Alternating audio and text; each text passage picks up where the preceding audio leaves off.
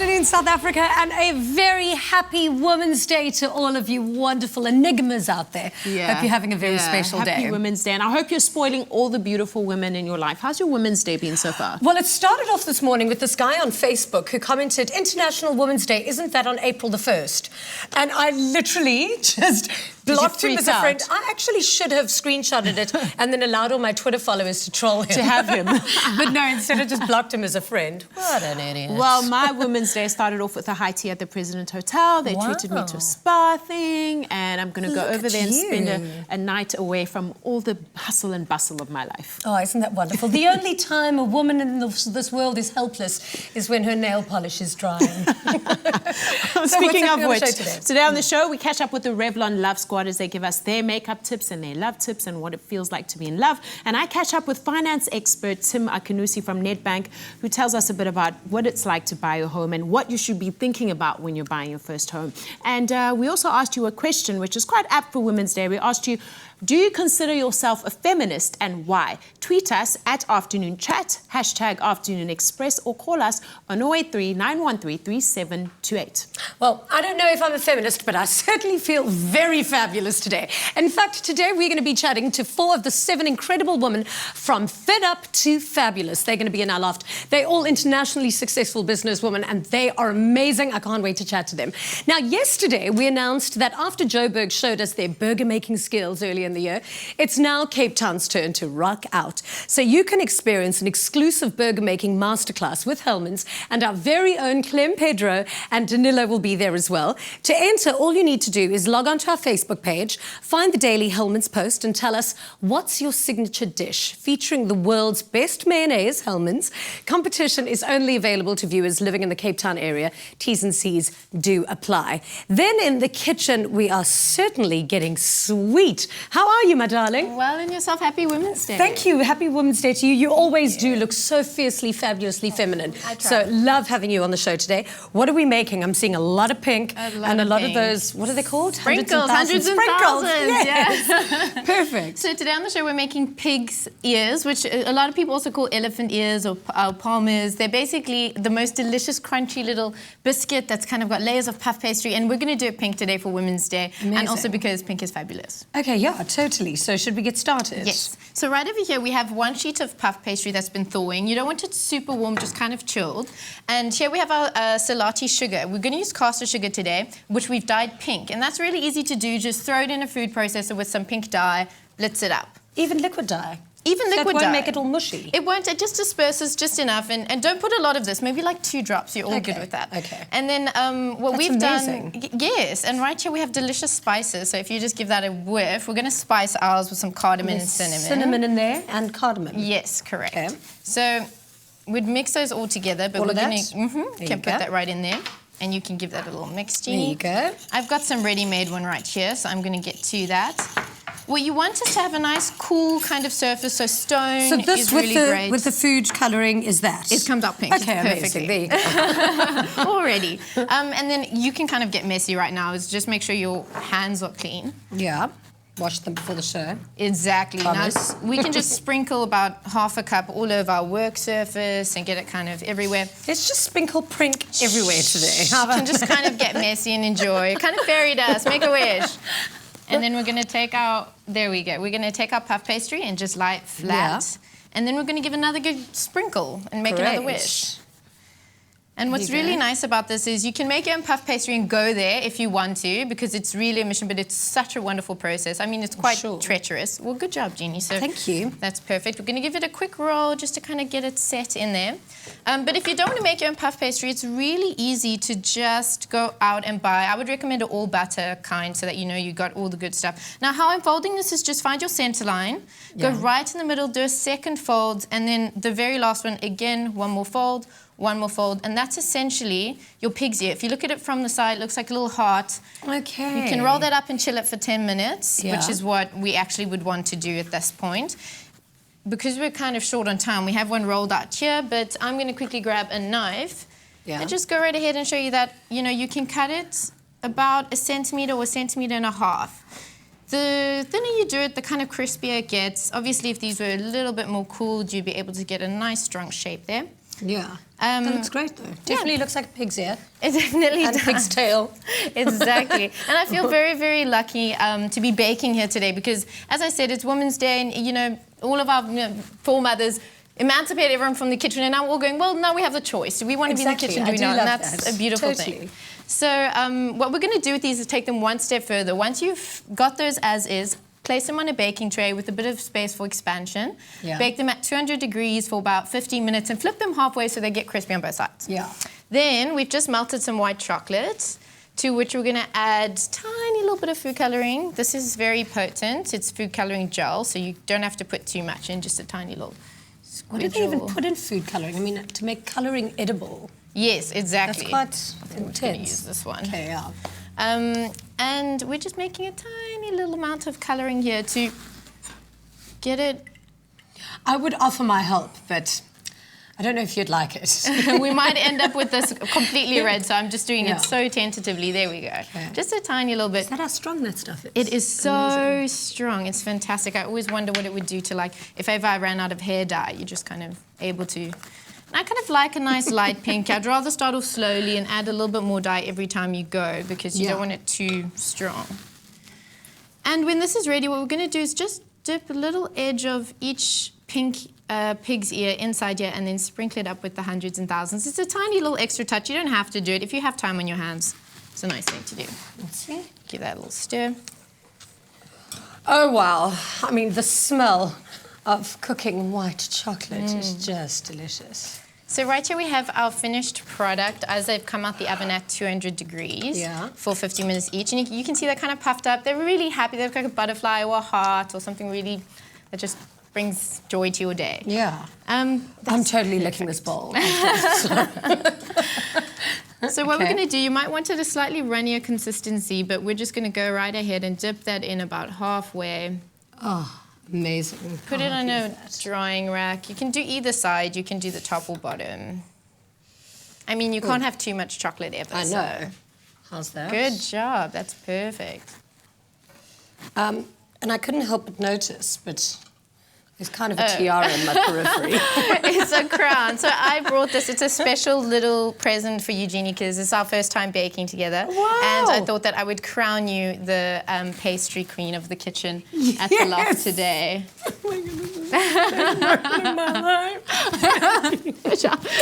What would you like for the world? Well, you know that this is going to be Instagrammed and Snapchatted like for the rest of the day. Fantastic. Not taking it off today because today's Women's Day and I'm at work. And you're a queen, as we all are. Okay, and I'm making pig's ears, baby pink pig's ears. I mean, what a time to be alive. So here we have it. It's almost done. We're just going to sprinkle these, and how fun and cute is that? No, this is amazing. And of course, because today's Women's Day, these have got no calories in them, by the way. Absolutely. Can eat them all damn day. I mean, it also helps. Perfect.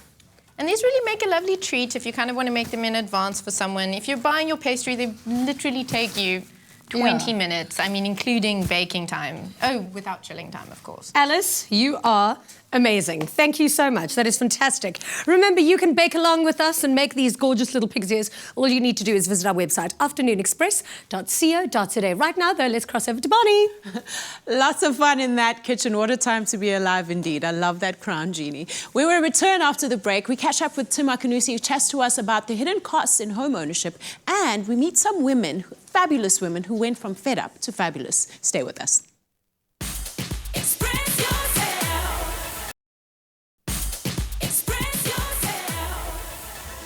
Win a home on Afternoon Express, where 3 design contestants are turning 3 empty properties at Valdevie Estate in the Cape Winelands into dream homes using finishes provided by Caesarstone and Plascon. Vote for your favourite and you could win.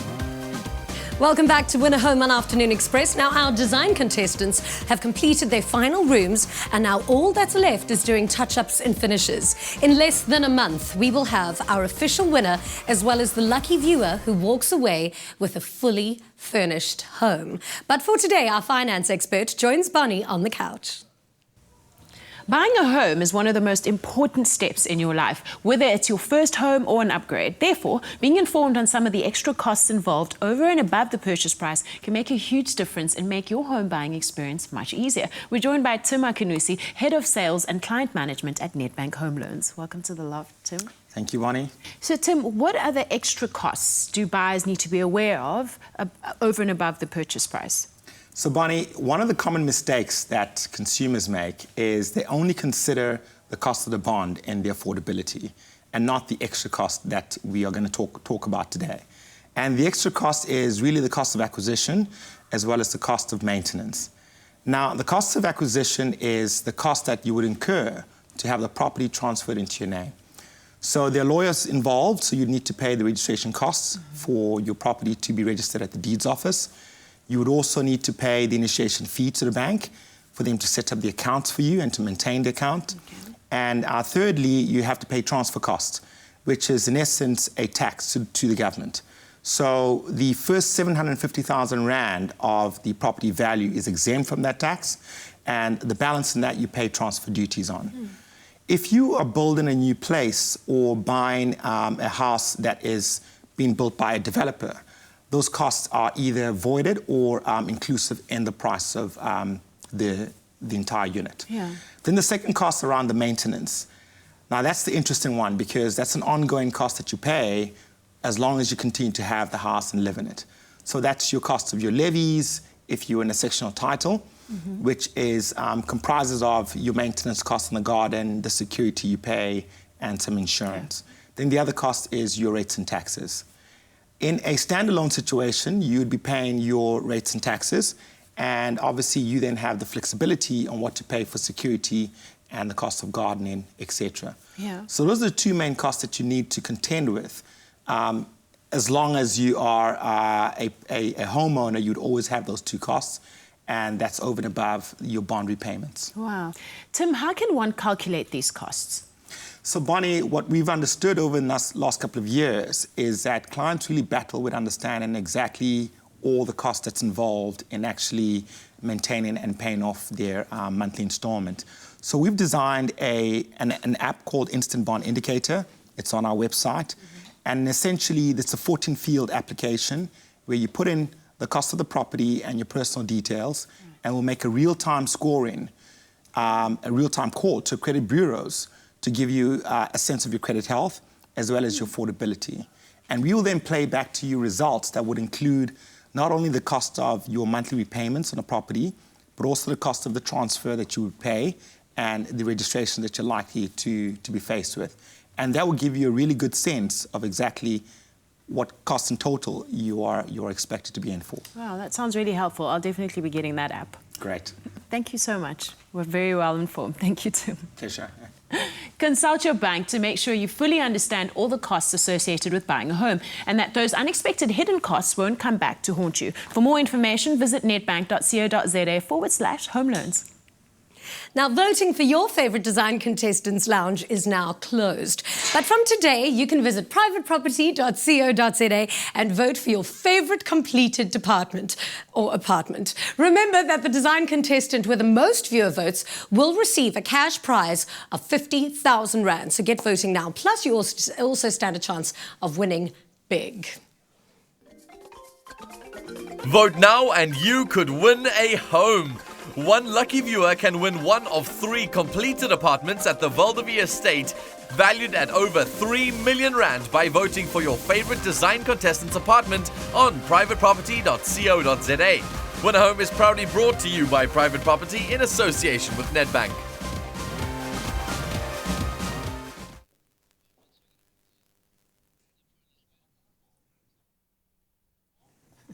The apartments look absolutely amazing, and don't forget, you stand a chance of winning one of those, so get entering. Whether you're in love or looking for love, the Revlon Colour Stay campaign here on Afternoon Express has been shedding light on love, makeup, and finding your perfect match in foundation and love. Today, Revlon Love Squad blogger Aisha Baker is back to tell us how you know when you're in love.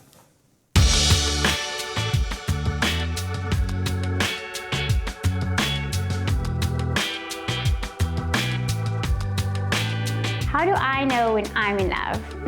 I guess I'm kind of silly and giggly when I'm in love. but I'm also confident at the same time. I know that I've been told that I'm glowing, and I can kind of see that in my friends when they're in love. I think I put a lot more effort into what I look like and how I present myself.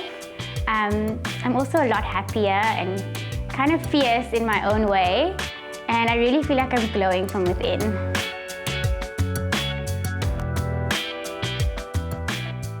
Aisha Baker is definitely a firm favorite, and the rest of the Revlon Love Squad are revealing their makeup tricks right here on Afternoon Express every week. So make sure you tune in for Aisha's latest Love Look makeup tutorial this Thursday. We'll be right back. Don't go away.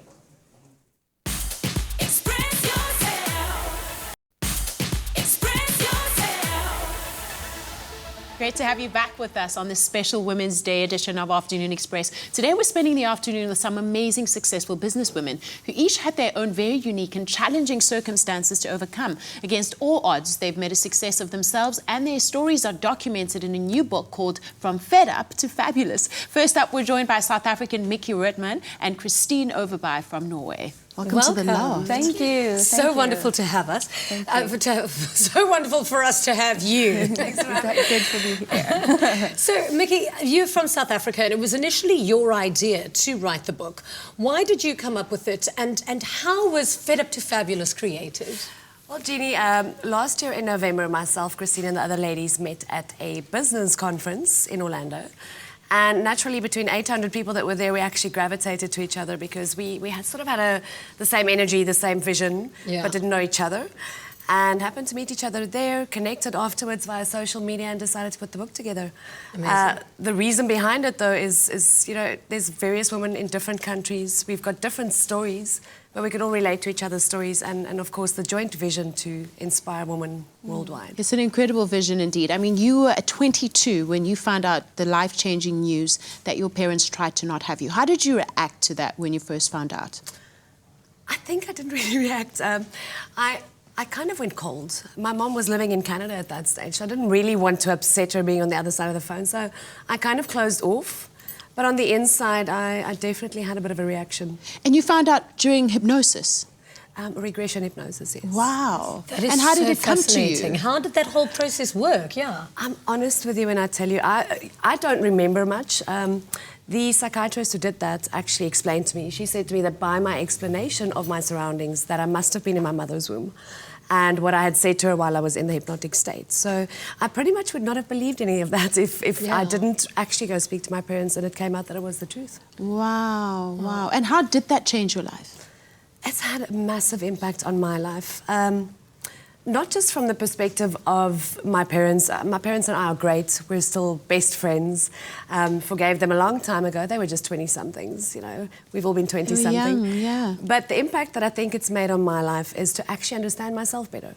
Because at the end of the day, you don't know why you do certain things and why you are who you are, and you struggle with certain things in life until you actually know what has caused it. Yeah. And you can work on it. Christine, you're a life strategist and a coach and a motivational speaker, but you started out as a model. Tell us about your journey to that place. Well, I started as a model when I was 14.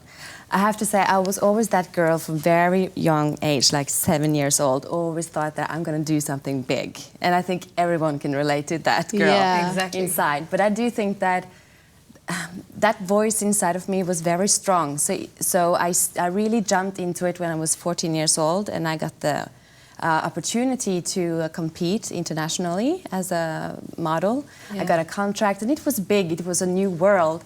But I was young, naive, and it was very challenging meeting the expectations, how they wanted me to think, feel, be all the time. And at that point, when you're so young, you haven't really started to reconnect with yourself and understand who am I, right? Yeah. So it became very challenging mentally, emotionally. And that is how that journey started, where I'm today helping other people with.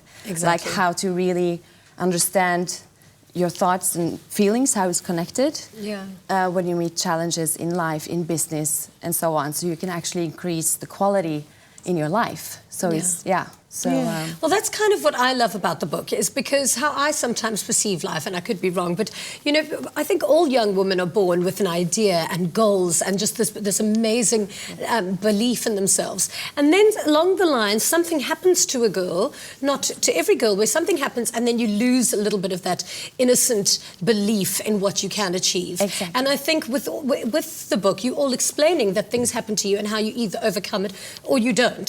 So, I mean, with you, you've had quite a whirlwind life as well, and I think you had sexual advances from old men, and like what does happen to models. Yeah, and I mean, it's so interesting in our context. There's been a huge conversation even on social media platforms about blessers. Yeah. And young girls dating older men who, you know, give them the life that they want. They get them things and money and gifts, and then they'll do for these old men whatever they want. Whatever they want. And you were at a place in your life, you speak about these encounters that you had with men, and one of them was very life-changing. You were on a date with an older man. What happened? I was living with an older man at one point. I think it was basically because I was so young. I was still searching for myself. Yeah. And also what you said, the society, the environment around me told me that get real, Christine. Stop haunting your dreams and get real. Yeah. Just Get find back an to this easy world. path. But something within me, the voice was so strong, so I moved to Morocco. And I stayed there for 3 years. I just really escaped by myself. Sounds amazing. And at that time, I think I met a man that was much older than me, but he was an artist. He really got the psychology. He really somehow saw something in me that I was searching for. And he just touched it. And in that moment, I was like, wow, you see me. And I want to know more. And I think I really fell in love with that.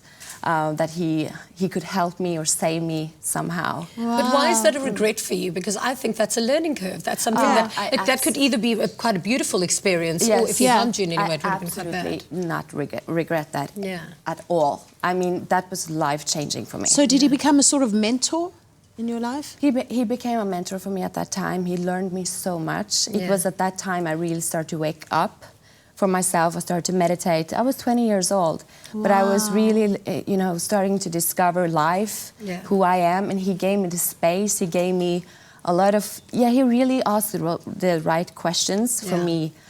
So I really started to bloom at that time. Yeah. So why did you want to be part of this book? And I want to know what the conversation was between the two of you to you know, get together and then write. Well, basically, you know, we had a long chat during WhatsApp, and she asked me, "What is your story, Christine?" Because, you know, we connected very well, and we came back to that we have been through a lot when it comes to men, when it comes to life itself, society, but it all came back to knowing the fact that something within us knew that I'm going to rise, I'm going to, you know, overcome this, and we kept. You know, after a challenge, we get back on our feet and moved on. And it came to the core message in this book that it's all in our mindset. Yeah. It's all about coming to that point where we are fed up and we know that the only way we can start to create the life we want is to really work with our mind, our mindset. Exactly. Absolutely. And ask the right questions. That's so powerful. Said that today in another conversation we had, that the word fed up, I think men, they learned, by the way, that the word gatvol is how you say it in Afrikaans. But I don't really think men get to that fed up point because they don't kind of hold everything in like women do. Women tend to get fed up because we actually just internalize everything. Well, there's a role, right, a gender role that's prescribed to us that we think we just have to fulfill, and then everything will just kind of work itself out until one day you wake up and you're like, actually, it's not how it's going to work. I'm going to make my own rules. Yeah, exactly. Yeah, it sounds incredible. So we're going to be back in just a little while with you and some other authors of the book as well. So after the break, we're back with some more of the amazing ladies that have featured on From Fed Up to Fabulous. And remember to answer our question for the day. Would you consider yourself a feminist? Why or why not? Tweet us at Afternoon Chat using the hashtag Afternoon Express. Comment on our Facebook page or call us live 083 913 3728. Happy Women's Day. We'll be right back. Express yourself. Express yourself. Welcome back to Afternoon Express. Now, before the break, we got to know two fabulous and very successful businesswomen featured in a new book called From Fed Up to Fabulous. Now, we're joined now by two more ladies, Chantella Richardson from the USA and Anne Turner from the UK, who are both life strategists and motivational speakers. Welcome. Thank you. Thank you for having us. Yeah. Now, and your chapter is particularly entitled My Journey to Being Me. That stands out for any woman, I think. Take us through your journey after surviving the Arab-Israeli war. I think initially I ignored really the trauma and all the effect that had on me. It took me a long time to actually even really recognise it. I knew it was there in the background. You know, you feel things and you pretend they're not there. You just keep them in the background and you think they're just best kind of left behind somewhere there. And you get on with your life and you create a life as if it's somebody else living your life. But you were living in Egypt during the time of the war. Yeah. So what was your life like then? Oh, just a really normal life. I was one of 3 children. I have an older sister and a younger brother. My father was really well known in the town. It's quite a small town. It's a beautiful town called Ismailia. And he was a doctor. He had a surgery. He worked at the hospital. And my mum was a teacher. So we just kind of had a normal life. In fact, actually, we had a reasonably privileged life, I guess, because we went to great schools. In fact, I went to a French-speaking school, so my first foreign language was French. So life was just kind of normal, like most children. You know, you play in the street. Those are the days when everyone played in the street. Yeah. We had lots of friends and, you know, things were just absolutely perfect. So obviously after the war came all this displacement. You now found yourself in the UK and you speak about this dissonance between being a Muslim woman in this new world. How did that feel? Well, for a very long time, particularly through my university years, I felt like I was living 2 lives. The life that I thought my mum and dad wanted me to live, you know, that good little girl that behaved herself and did all those things the way I was supposed to. And then the life kind of I wanted to live, which is getting together with friends and having boyfriends. Sorry, Mum. You know, I kind of attempted to find a way to compromise between the two, to straddle or these be worlds, the two. But I always felt like I was split in half somehow. I wasn't me. I was kind of this person that wanted to fit in with a new society that I didn't quite feel I was 100% belonging to. And on the other hand, I wanted to be the sort of good Muslim little girl for my parents, and I didn't feel like I fitted there either. So I really felt like I was split in half through most of my adolescent life and well after university, in fact. Wow. And then, Chantella, you went through a divorce. When I read your story, my heart it's horrific. absolutely It's horrific. broke. I mean, I've experienced divorce and it's a harrowing experience. Yes. But on top of that, you then find out that your partner, your husband, owned your business when you thought he was a silent partner. And what a he'd been betrayal. cheating on you. I mean, this guy was... You know, he is who he is. You know, we don't want to give this show to him because I've moved so far ahead since then. You don't know what you don't know. Yeah. And it was such a learning experience. I was just always a hard worker. I just wanted to get ahead. I came from a family where my parents worked very hard. However, ends never really seemed to meet, especially because they didn't get along. It was difficult. Yeah. And so when I became old enough to take my life into my own hands, I just really read a lot, worked hard so that I can create an income for myself so that I could excel, exceed, and succeed. And so when I found him, I thought, wow, how amazing. Another person who reminded me so much of myself. Wow. And when we decided to, or I decided to buy the business, the franchise, I was fooling myself because honestly, for those, once you read the book, you would understand that I shouldn't have bought the business when I did. Yeah. I should have exited the marriage long before, but I kept trying to find something to replace or put in the space of dealing with the situation. Yeah. Wow. But don't you find so many people do that? Because I know when I've been in relationships, I think I'm a strong woman and there's nothing I can't do. So I try everything to make it work. Yes. Where actually you should learn to just let go Let go. and walk away. And run Yeah. away. Literally. Run away. And run in the away. opposite direction. But hindsight is always 20/20, right? So as women, we can now, in the best way that we can with shows such as this one, allow women to see through us, see our successes now, and understand that we weren't always here. Yeah. That we have hurt, we have cried, Exactly. we have wept, we have had lack of sleep, Oh, yeah, yeah. but that in the end, you'll come out just fine. You'll be Right. fabulous. Yeah. So how did the meeting come together with the two of you and of course the other ladies? And what was the conversation to inspire you to want to be, part of this book? I'll let you go first. So Chantal and I actually spoke at the same event. I knew she was speaking and I wanted to meet her, and I'd gone on and I share my story of the first day of the war and what happened and how I survived. I was absolutely convinced I was going to die that day. Wow. I was praying to God, please don't let the bomb fall on me. And I'm thinking, oh my God, what if there's another little girl wishing exactly the same thing? Maybe which one of us is going to survive? I actually felt like I was really selfish to ask God to not let this bomb fall on me in case it fell on this other little girl. And so I was sharing this story on stage. And so at the end of my speech, people just came up to speak to me, and I was chatting for a long, long time. Chantala actually went on after me. I didn't get to hear Chantala speak. And then people came and said, did you hear Chantala's speech? Oh my God, it was wonderful, it was amazing. I'm thinking, I must meet Chantala, I must meet Chantala. Didn't actually get an opportunity to even say hello to Chantala. Yeah. And it wasn't until Mickey called to say, hey, I've got this great idea. Would you sign an NDA? And I'm thinking, okay, NDA, this sounds really serious. Non-disclosure agreement for those who don't have any idea. And I'm thinking, oh, right, what kind of... I've got this great idea, totally unique, don't worry. I'm thinking, okay, I know Mickey, I'll trust her, although read the fine detail.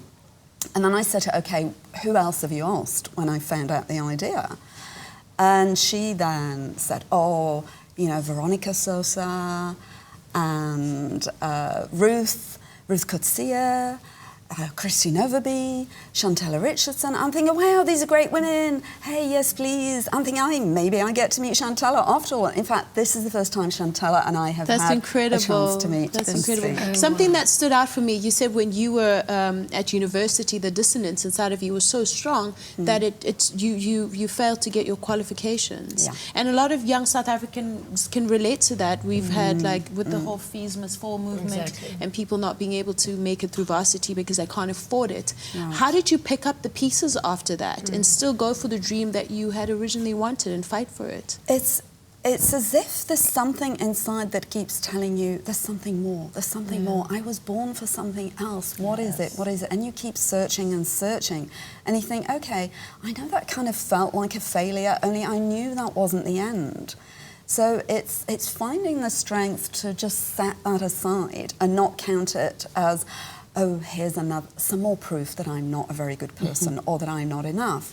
Yeah. Somehow you learn to set it aside because there's something inside you that keeps saying, I'm meant for more than this. I'm meant to be making a difference in this world. What is it? And you just keep searching and searching. Is it about holding on to that feeling, to that thought and allowing it to push you, propel you?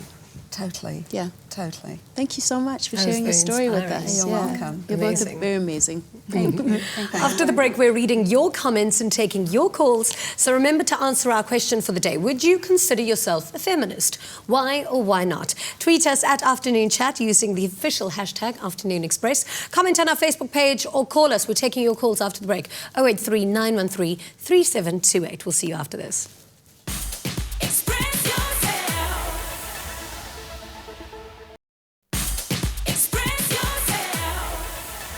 Welcome back to Afternoon Express on this fantastic Women's Day. Now, before we chat further with our guests, the Tears Foundation, a non-profit organisation specialising in the development of a nationally accessible assistance and support network for survivors of rape and sexual abuse, was founded in 2012 and is in association with SABC. They've started a campaign for rape survivors who share their personal experiences with the rest of South Africa to empower other women to speak out. We were there to film some exclusive behind-the-scenes footage of the public service announcement.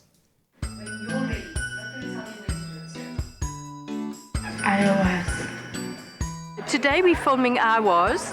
It's a very exciting day today because it's a whole group of survivors, women who've been raped, sharing together, encouraging one another and sharing their stories. Because as a country, unfortunately, we do not encourage and support rape survivors. It's important to bring home the realities to the South African people, the number of rapes that take place.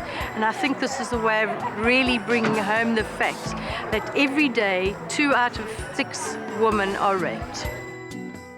My story started in September 2011, and it actually started 3 days before my rape. I was actually walking my little girl to school who was 5 years old, and a gentleman walked past me in the street. 3 seconds later, I was down on the ground with a 30-centimetre knife at my throat for my cell phone. I gave it to him, and he ran off into an empty lot. 3 days later, the same guy that I'll end up calling Manchester because he had a Manchester United shirt on, and another guy broke into my home at 1:15 in the afternoon. And the moment they grabbed me, I said to myself, you are not going to get away with this. I was just determined. At the end of it, the magistrate gave the one guy 40 years and Manchester 59 years for what they had done to me. My husband was a drug addict, which I never knew. His business was liquidated. We lost everything we had. He was bisexual. He admitted to me that for 12 years of our 14-year marriage that he'd been having affairs with other men. Also discovered that he was prostituting himself to get money for drugs. One of these clients found out he was married and offered him double if he could have me while my husband was watching. So I was drugged and I was raped. I decided then not to tell anyone because I felt ashamed, and I got to a point where I realized that I needed to speak up because I actually attended a seminar where I heard the words, whatever you are not talking about is controlling you. And I realized that this thing that I've been keeping a secret has been turning me into a negative person and negatively affecting every aspect of my life.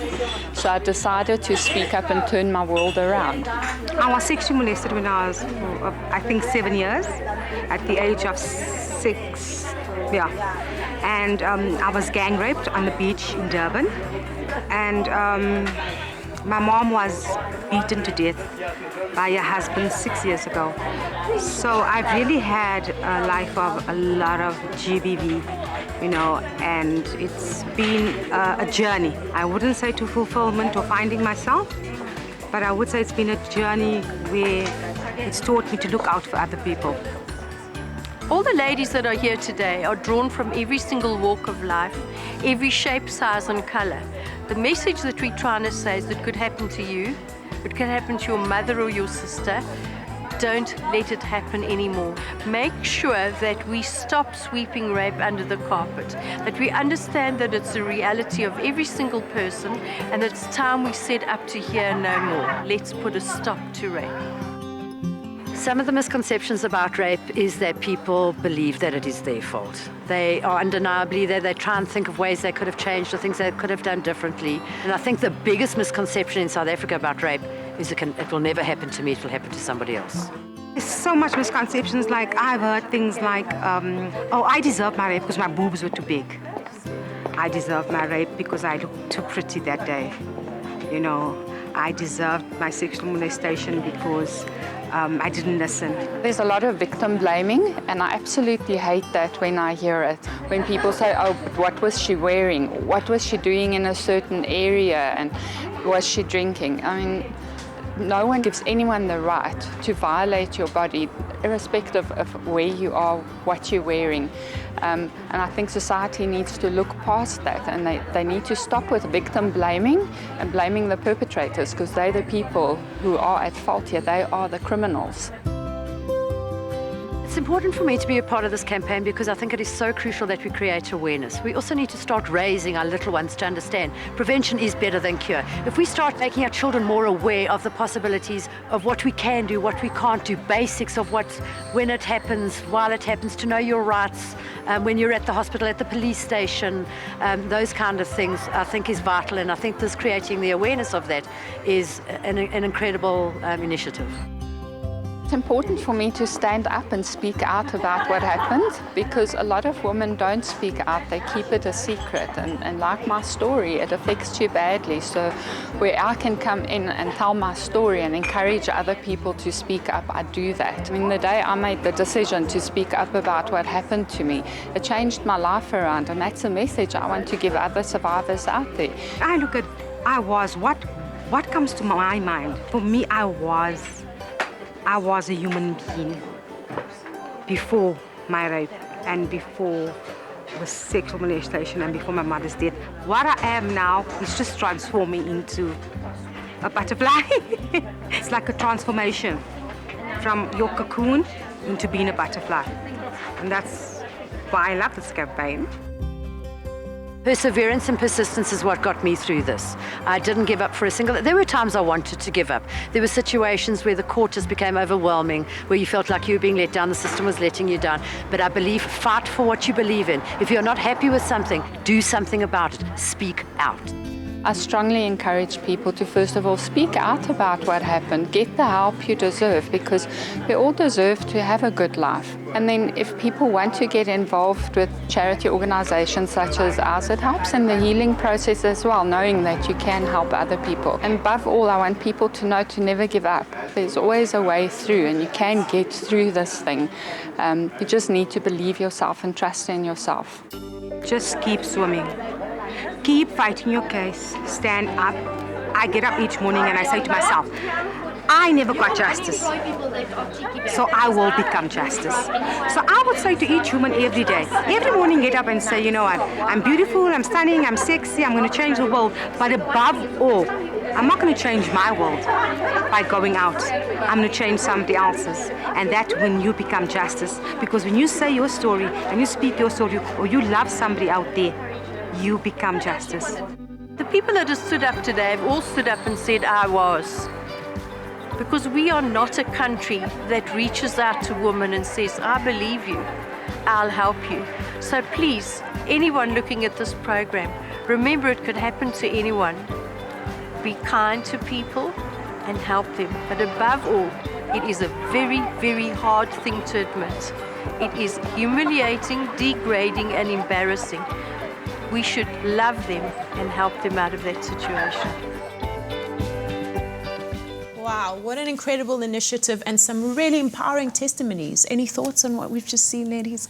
Oh, it was, yeah.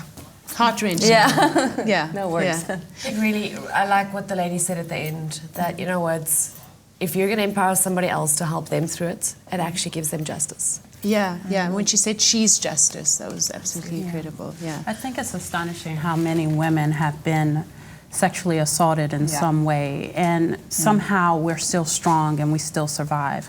And that showed us just how strong women can be, even when they're hurting. Yeah, that's absolutely amazing. And something that stood out for me, Shantella, when we had our interviews, is we wanted to speak about how terrible that whole process was and what a terrible thing he'd done to you. And you were so, you acknowledged it, but you were quick to move on and say, well, let me tell you about other amazing things that happened. And that's really what I took away from that Absolutely. video. I think the more access we give negativity the more power we give it. Wow, yeah. So I'd rather take it away. Absolutely, that's fantastic. So today on social media, we asked you, would you consider yourself a feminist? Why or why not? Sia Sondler said, I believe I'm a feminist because I never let any man tell me what I can or cannot do, or listen to society when they tell me my expected gender role. I can do anything I set my mind to. I'm a woman, for crying out loud. We're in every field, even ones we weren't allowed to be in back in history. We're contagious, not superior to men, but equal. That is why I'm a feminist. Look, I just made that word up. Made that verb. She's a feminist. Oh. Sharon de Villiers says, I'm not a feminist so much as strong, independent woman. I pay my own way in life, do my own DIY. I'm happiest with a drill in hand, but I enjoy being treated like a lady, having doors open for me, etc. Lovely. I want to know, what do you want women to take away from reading each of your chapters in the book? Very simple. It is that whatever happens, we all have a story.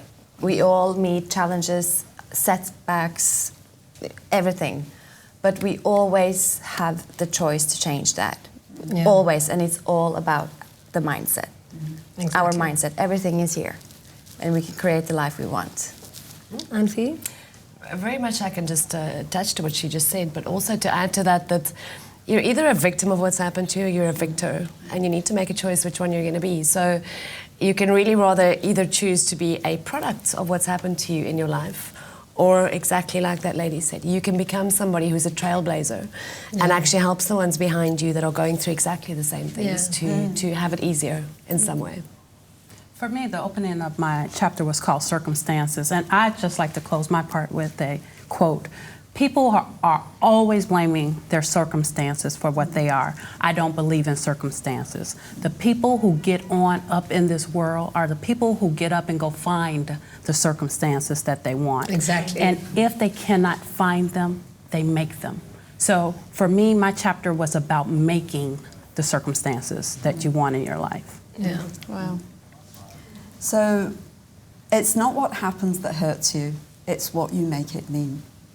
Whatever happens to you in life, it's actually really the meaning you take from it that hurts you. You know, it means that I'm not good enough. It means that I'm not worthy. It means that I'm not clever. It means. Yeah. And it's those meanings, those internal meanings that really hurt you. And it's you judging you. So just let go of that judge. And truly love yourself unconditionally. Accept yourself for who you are. I know that sounds crazy because we've actually been taught that we have to reject things in order to improve them. That actually, I don't think there's anything to improve. Yeah. You know, you were born amazing. Do not attempt to improve on that. Just accept who you are and let go of all of those meanings and messages you've carried in your heart. Well, just let go of them. There you have it. A book sounds like it's going to be a real page turner. Today you stand a chance of winning an ebook copy of From Fed Up to Fabulous. All you have to do is SMS the keyword books, your name and city to 33728. SMSs cost R1.50 each. T's and C's apply, and of course can be found on afternoonexpress.co.za. Thank you so much to all of you. Incredibly empowered and inspiring women. Thank you for being on the show. Thank you very much. We'll be back again tomorrow at 5 o'clock on SABC3. We'll see you then. Good night and happy eating. Coming up tomorrow on Afternoon Express, former international rugby referee Jonathan Kaplan joins us in the loft to chat about having a child through a surrogate mother, and we share some tips on how to start your own veggie garden. The hottest address on TV is Win a Home on Afternoon Express. Proudly brought to you by Private Property in association with Nedbank. Nada. Feel Good production.